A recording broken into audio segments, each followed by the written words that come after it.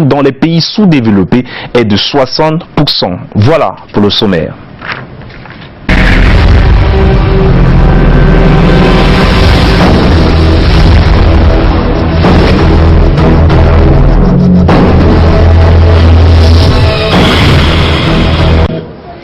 Bonjour une fois de plus et bienvenue sur Canal 2 International. Ouvrons ce journal avec notre chiffre du jour qui est 50. En effet, l'équipe nationale de football du Cameroun est depuis ce jeudi 50e au classement FIFA.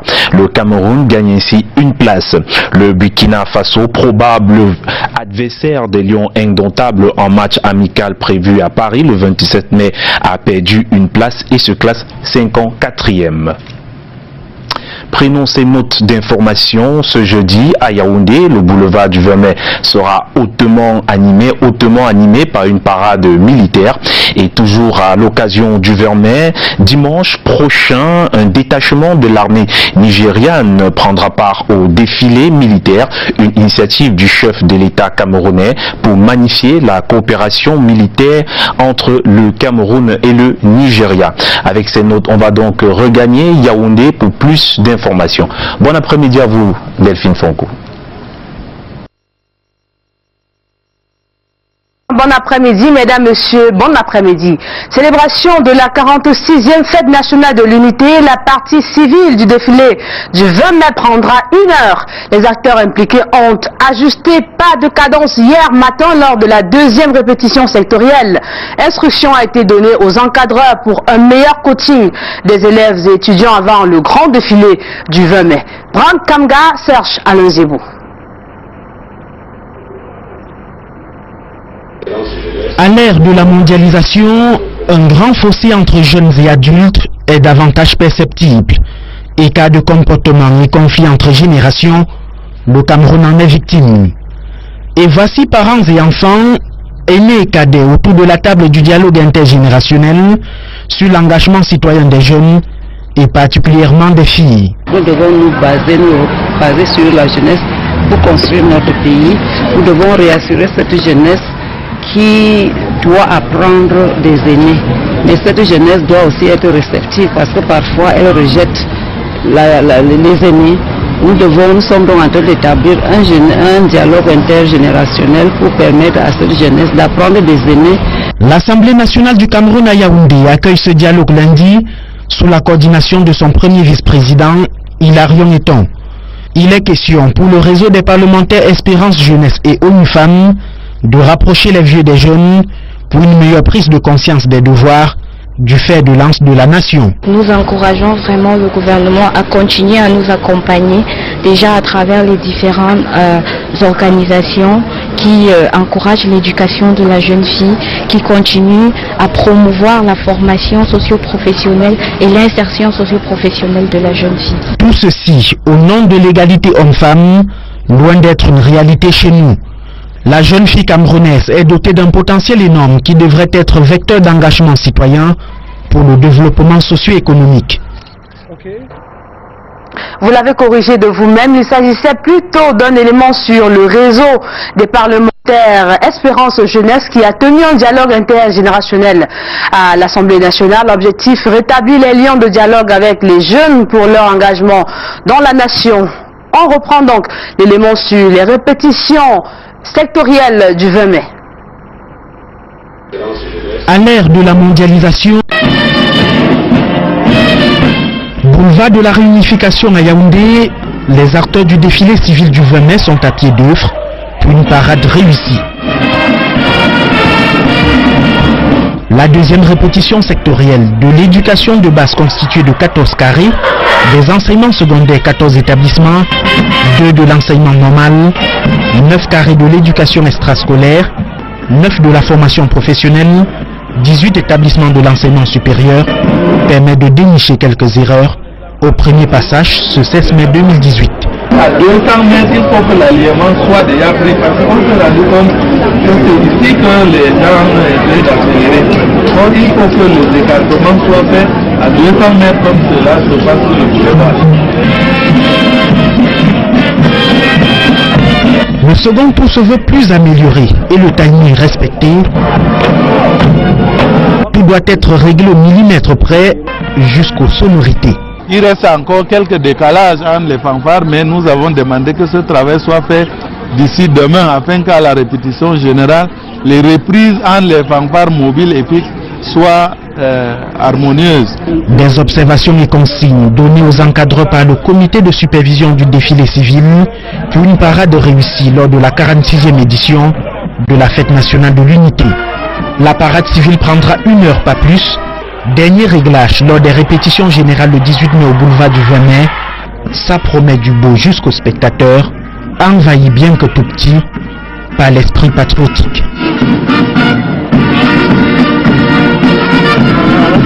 Et en raison de la fête du 20 mai, le pasteur Vanawa Sawalda, président de l'église évangélique du Cameroun, paroisse d'Essos, annonce aux fidèles chrétiens de cette paroisse qu'il y a un seul culte ce jour à partir de 8h30. L'Agence française de développement prépare les organisations paysannes et les pouvoirs publics en gestion du portefeuille du programme de promotion des PME.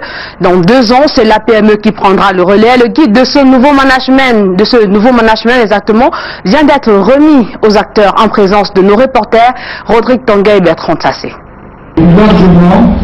La France, à travers son bras séculier l'AFD, appuie financièrement et techniquement la promotion des PME agricoles et agroalimentaires. Elle pourvoit notamment aux moyens du programme dédié logé au sein du ministère en charge des PME. Mais ce partenariat tire à sa fin, alors que le projet doit pouvoir être pérennisé. Un guide de méthode d'intervention rédigé et présenté ce jour pour harmoniser les procédures entre le programme de promotion des PME agricoles et agroalimentaires et l'agence de promotion des PME qui devra reprendre son portefeuille. Le Cameroun dispose de richesses agroalimentaires inépuisables. Les saisons se succèdent et puis les récoltes arrivent aussi, mais il faut aider les entrepreneurs dans ce domaine à pouvoir mieux travailler, à disposer de formations plus importantes, de soutien financier et non financier. Après l'Agence française de développement, le Cameroun devra donc assurer le relais. On a voulu que ce projet puisse rentrer dans l'Agence de promotion des PME pour que s'il arrive à sa fin, l'activité continue. Le guide présenté est jugé salutaire pour les organisations paysannes qui doivent pouvoir compter sur les financements des microfinances. Quoi de plus proche que la microfinance pour accompagner les organisations paysannes, les PME dans leur développement? C'est la microfinance et en particulier la SOFINA est en partenariat avec le PME. L'appui structurel au PME agricole survivra certainement au programme PMEA. En tout cas, les bases sont solidement fixées. Et dans la suite du 13h, le ministre des Arts et de la Culture a reçu hier en audience le représentant de l'Organisation des Nations Unies pour l'éducation, la science et la culture. Le professeur Narcisse Mouelé-Kombi et son hôte ont entre autres fait le point sur la coopération entre le Cameroun et l'UNESCO, précisément dans le domaine de la culture. Salah Khaled s'est exprimé à la presse au sorti de cette audience. Je vous propose de l'écouter au micro de Michel Foucault. Nous avons passé en revue tous les éléments de coopération entre l'UNESCO et le ministère et le gouvernement dans le domaine de la culture. Nous avons discuté comment faire de la culture et des arts un levier économique pour le développement durable du pays, comment encourager la jeunesse d'entreprendre de nouvelles initiatives, des industries culturelles et créatives comme levier économique. Nous avons passé en revue aussi la coopération sur l'inscription du patrimoine matériel et immatériel du pays. Il y a plusieurs dossiers en cours maintenant. La protection des biens culturels à travers la sensibilisation contre le trafic illicite de ces biens. Nous avons aussi parlé de la participation du Cameroun comme acteur, disons, solide dans la région de l'Afrique centrale. Et dans le même registre, le ministre délégué auprès du ministre des Relations extérieures chargé des relations avec le monde islamique a reçu hier soir le tout nouveau directeur général du CEPAC, une institution spécialisée dans l'assainissement de la production agricole pour la préservation de la santé des consommateurs locaux et celle de l'environnement. Les deux personnalités ont échangé sur les portefeuilles de ces deux institutions. Je vous propose d'écouter Auguste Itoua qui donne les enjeux de cette audience au micro de Serge Alain Zébou. C'est une institution spécialisée de la CEMAC qui s'occupe des produits agrochimiques dans la zone CEMAC. Donc, en bref, je pourrais dire que nous sommes là pour, l'institution bien sûr, est là pour accompagner les États dans le cadre de l'harmonisation des textes que nous avons pris au niveau de la CEMAC concernant les produits chimiques. En sport, 8 danses étaient en compétition au Palais des Sports. Récemment, c'était à l'occasion de la 7e édition du Festival de danse, une édition qui avait pour ambassadrice l'artiste Lily Washington. Les détails dans cet élément.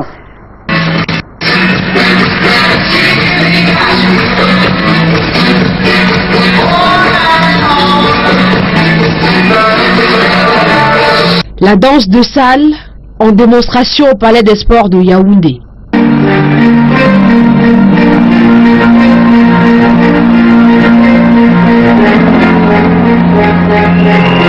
C'est à l'occasion du festival Aneva Dance Sport rendu à sa 7e édition. 8 danses sont en compétition: la valse viennoise, quick step, cha-cha-cha, passo double, rumba cubaine, samba, rock and roll et lambada. L'artiste musicienne Lily Washington est l'ambassadrice de cette édition 2018. Je pense que c'est un pas de plus.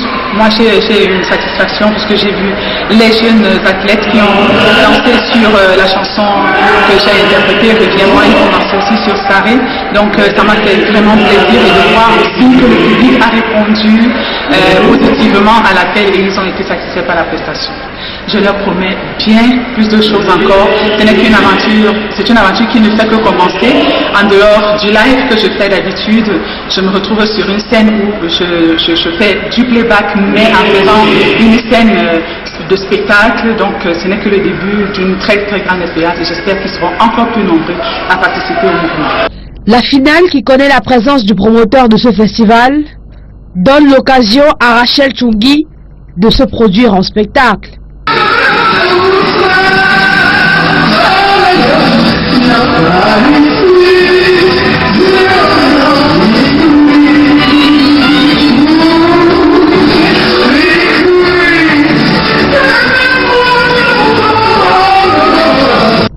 L'artiste est acclamé par le public, venu nombreux pour la circonstance.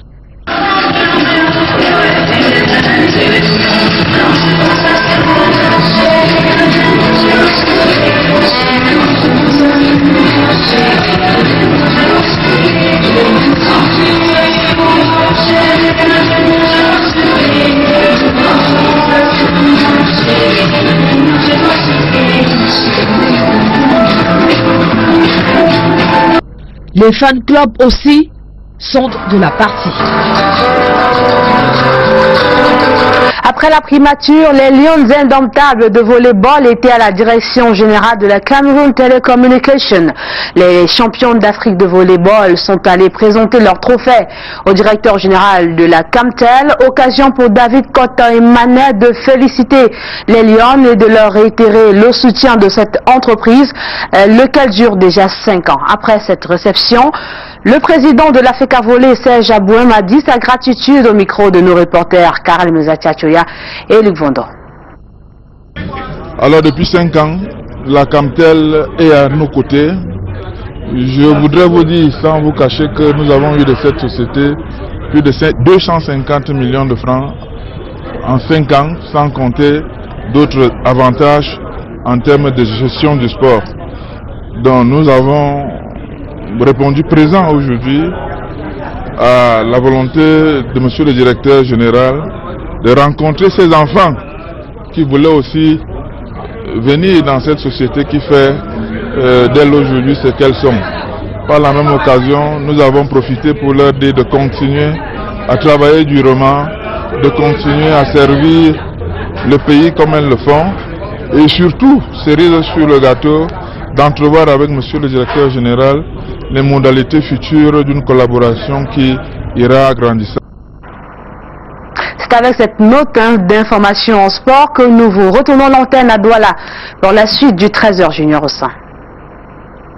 Merci Delphine Fonko-Téné. De bonnes nouvelles en provenance de l'Adamawa où 3 otages viennent d'être libérés par le 5e bataillon d'intervention rapide basé en Garoundéré. Ils ont entre 22 et 34 ans, tous hors pailleurs. Ils ont été remis à leurs différentes familles en présence de notre correspondant sur place, Eringele. Une mère et une épouse qui peuvent pousser un ouf de soulagement. Heureuse de retrouver le fils et l'époux sains et saufs. Ils sont libres et les chaînes en train d'être enlevées de leurs poignets témoignent des jours de captivité entre les mains d'un gang de ravisseurs à la lisière du parc national du Faro. Pris le 10 mai par une horde de preneurs d'otages, Hamza Bouhari, 24 ans, Youssoufa Aboubakar, 22 ans et Aboubakar Goni, 34 ans, tous hors pailleurs, étaient mis à prix à hauteur de 2 millions chacun. L'attente de la rançon exigée a été souvent sanctionné par des sévices corporels, alors que les infortunés avaient déjà été dépouillés de près de 150 000 francs CFA et 70 grammes d'or retrouvés en leur possession. Selon leurs aveux, comprenant qu'ils n'auront aucune rançon, les ravisseurs avaient entrepris de leur ôter la vie lorsque par un coup du sort, les éléments du 5e bataillon d'intervention rapide ont fait irruption. Le 5e BI ratisse la zone dans le cadre des opérations d'assainissement des parcs et de sources militaires. 2 échanges de civilités les ont opposés aux preneurs d'otages. Le second, intervenu au parc national de la Benoué, a permis de mettre la main sur une arme de fabrication artisanale, des munitions, 2 machettes, un téléphone et des outils de couchage. Il y a une semaine, 7 ravisseurs tombaient dans les filets du BIR. Ce sont aussi les résultats de cet acabit qui font le ciment de l'unité nationale célébrée cette semaine. En prélude à la célébration de l'unité nationale, les forces de défense s'ouvrent aux populations.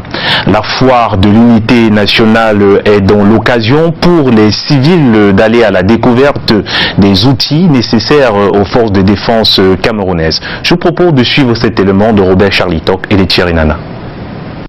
Des outils de lutte contre les incendies, des munitions de guerre, des épaulettes et galons exposés. Nous sommes à la foire de l'unité nationale. Les forces de défense s'ouvrent aux populations. L'état-major des armées, la 2e région militaire interarmée, le corps des sapeurs-pompiers, la marine nationale, la douane camerounaise, la gendarmerie nationale exposent sur leurs outils et savoir-faire liés à leur activité. La population est conviée à apprendre comment est-ce qu'on lit les grades.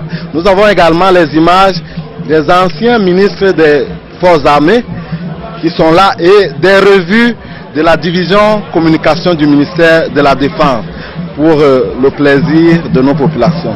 La gendarmerie nationale déploie son arsenal de prévention routière, radar, alcotex, moto d'intervention en cas de refus d'obtempérer. Le routier est là, sur sa moto. Le radariste flash le véhicule. Il y a un poste d'interpellation. Il est ici question d'interpeller le véhicule qui est flashé, trouvé en excès de vitesse ou le non-respect de plaques de régularisation de vitesse. Arrivé au niveau du poste d'interpellation, on l'interpelle. Il doit obéir. Au cas où il n'obéit pas, on active le routier qui est à bord de son véhicule, qui va chasser ce dernier, l'interpeller, l'obliger de faire demi-tour jusqu'au poste d'interpellation où il sera contraint de payer les amendes forfaitaires. En prélude à la 46e édition de la fête de l'unité nationale, la foire de l'unité est l'occasion idoine de renforcement des liens forces armées et nations pour la consolidation de la paix et le vivre ensemble. Ce 17 mai est journée mondiale contre l'hypertension artérielle. Aujourd'hui, plus que jamais, il faut vaincre cette tueuse silencieuse. Dans les pays sous-développés, le taux de prévalence de la maladie est de 60%. Dépistage et prévention sont donc les maîtres mots. Lil Piedjou et Ndjanoudine. Ils sont nombreux à souffrir de l'hypertension artérielle. Malheureusement, l'ignorent. Pourtant, c'est la première cause d'accidents cardio et cérébrovasculaires. L'hypertension artérielle se classe aujourd'hui au premier rang mondial en termes de mortalité et doit plus que jamais être prise au sérieux. Et cela commence par une série de dépistages pour éviter des complications liées à cette maladie. Hommes, femmes se sont rendus à l'hôpital du district de Fumba dans la région de l'Ouest du Cameroun pour se faire dépister. Plus souvent, il n'y a rien. Le malade ne ressent rien. Et s'il ne ressent rien, ça veut dire qu'il peut arriver dans les phases de complications. Et les complications sont nombreuses. Vous allez avoir ce qu'on appelle les crises cardiaques, vous allez vous appeler également les crises cardiaques, vous allez avoir à long terme l'insuffisance cardiaque. On peut également avoir l'AVC, qui sont des complications. On peut perdre la vue, on peut avoir des maladies de rein, l'insuffisance rénale à long terme. L'accent est mis aujourd'hui sur la sensibilisation et la prévention de ce tueur silencieux. Avoir l'habitude de faire prendre attention. Il faut passer dans les centres de santé, il faut passer dans les hôpitaux pour faire contrôler la pression artérielle. Ça, c'est le premier conseil, mais il y a d'autres conseils. C'est-à-dire qu'il faut avoir un régime pauvre en sel. Ça, c'est valable pour tout le monde. De plus en plus, la consommation de sel paraît exagérée. Il faut réduire l'alimentation en sel, il faut réduire le sel dans l'alimentation, je veux dire. Mais il faut faire un effort physique modéré, régulier, au moins 3 fois par semaine. Quel est votre nom? 1 milliard de personnes souffrent d'hypertension artérielle dans le monde, soit 40% dans les pays occidentaux, 60% dans les pays en voie de développement. Et en religion, jeûne du mois de Ramadan, les actes d'adoration se multiplient dans la ville de Fumban. Les fidèles musulmans servent avec piété ce mois sacré. Alors, il s'agit de passer 30 jours d'abstinence et de dévotion à Allah. Aïdja Mariamou et Dianou d'une fois de plus. Les premiers jours du jeûne du mois de Ramadan dans la ville de Fumban. Prières, prêches et psalmodies du Saint-Coran se multiplient dans les mosquées. Comme l'a si bien mentionné Allah dans le Saint-Coran, sourate La Vache, verset 83, « Ô croyants, on vous a prescrit le jeûne comme on l'a prescrit à ceux d'avant vous. Peut-être atteindrez-vous la piété. » Les croyants musulmans devront durant un mois s'abstenir de manger, de boire, d'avoir des relations intimes de l'aube au crépuscule. C'est lui qui jeûne pendant ce Ramadan avec foi et espérance, c'est que Allah subhanahu wa ta'ala va lui pardonner tous ses péchés qui ont précédé le Ramadan. Ce qui fait que pendant ce mois, il faut que le musulman se dévoue. Quiconque est malade ou en voyage devra jeûner un nombre égal d'autres jours. Pour ceux qui ne pourraient supporter qu'avec grande difficulté, il y a une compensation, c'est-à-dire nourrir un pauvre. Si quelqu'un avait l'habitude, un croyant, il ne priait pas. Dans le Ramadan, il y a les nawafil comme le tarawih. En priant 10 rakats, 11 rakats chaque jour pendant 30 jours, à la sortie du Ramadan, il verra maintenant les prières obligatoires faciles. Parce que dans le mois de Ramadan, les prières de nawafil, on se tient debout, c'est de longues prières. On se tient debout pendant longtemps. Or, les prières comme obligatoires, les lectures sont courtes et c'est facile, les 4 rakats, 3 rakats, 2 rakats, on le fait facilement. Ce qui veut dire, le Ramadan est venu plutôt pour entraîner les croyants et qu'à la fin de ce Ramadan, qu'ils deviennent des vrais soumis. Le Ramadan constitue le 4e pilier de l'islam. Il intervient le 9e mois de l'année selon le calendrier hégirien. Culture à présent, problème de l'existence, un nouveau livre qui traite des problèmes existentiels tels que la famille, le viol, la conquête du pouvoir, entre autres. L'auteur s'appelle Robert King, auteur et enseignant de philosophie. Il appelle les lecteurs à un effort de dépassement de soi. Monique Naoussi et Luciano Djankou.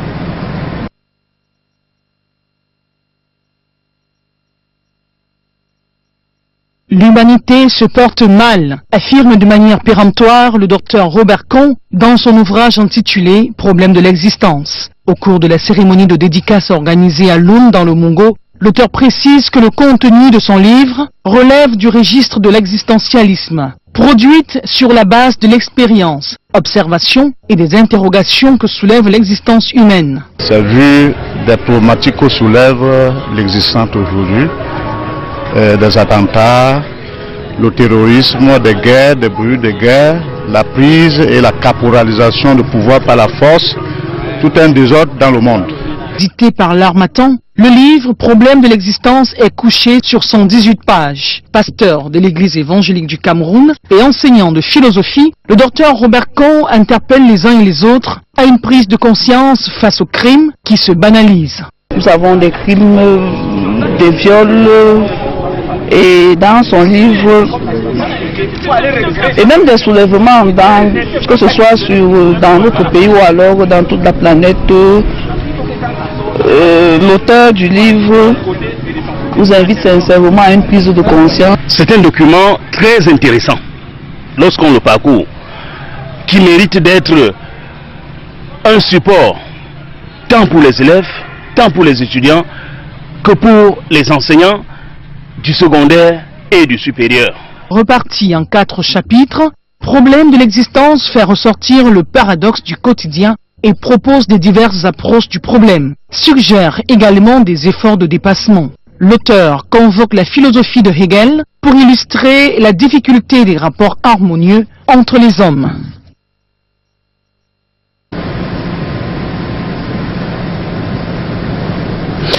À quelques heures de son spectacle ici à Douala, l'artiste Jackie Kingé multiplie des séances de répétition.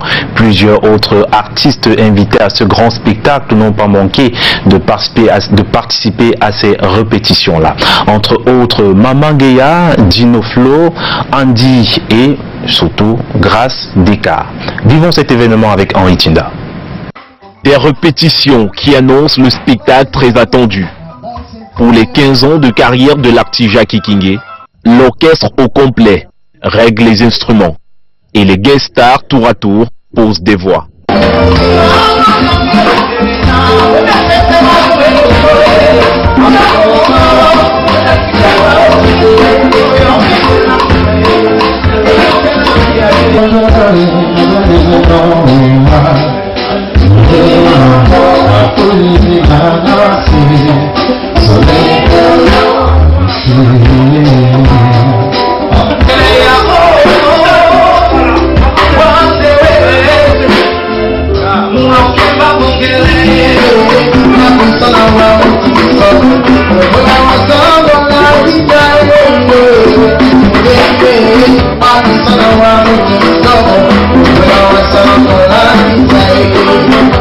À l'exercice vocal, Jackie Kingé, Maman Guéa, Andy et Dino Flo. Pendant 4 heures d'exercice, ces artistes s'activent.